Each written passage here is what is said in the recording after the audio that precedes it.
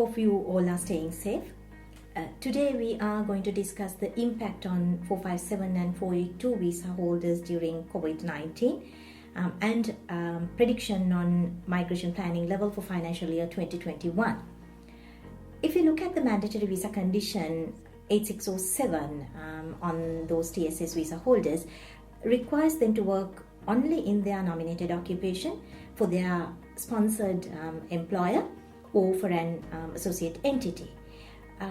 This condition requires these visa holders not to cease their employment for more than 60 days.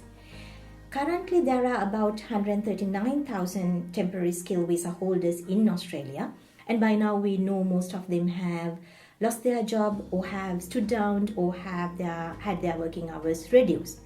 Now, those who have stood down or had their working hours reduced will not be in a breach of 8607 condition.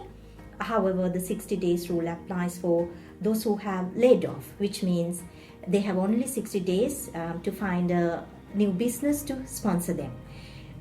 However, we understand it's going to be very difficult for them because Australia is currently facing the highest unemployment rate we had within the last 20 years. Therefore, look into the other options available for you all. If you have been working in Australia for a couple of years, look into potential under the state nomination or under the regional state sponsorship. Now, most of the states have closed their application for offshore applicants. Therefore, onshore applicants will have more chances as well as more priority under the state sponsorship. If you want to do further studies, student visa could be another option. As well as if the business is still ongoing, have a look whether you could meet the criteria to apply your permanent residency visa subclass 186. Some may choose to depart Australia to avoid visa cancellation. When things get better, if the business wants you to come back, you can still come back under 457, under 482 visa. There are some other TSS visa holders currently in Australia who have been temporarily laid off.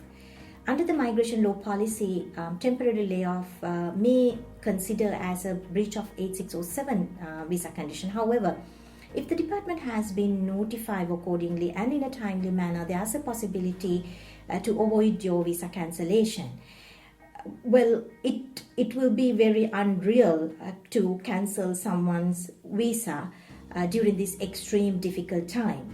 If Covid-19 is not an exceptional circumstances to a visa holder who is in a breach of visa condition beyond their control, what else would justify? So if you received any notice of cancellation, make sure you communicate with the department within the time given, and it is very important that you inform the Department of Immigration any change of circumstances and the arrangement you and your employer have taken by now. Now let's have a look what we can predict on 2021 financial year migration planning level. During the global financial crisis in 2008-2009, Australian government had their migration planning level reduced. In 2008, there were 190,000 visa were granted.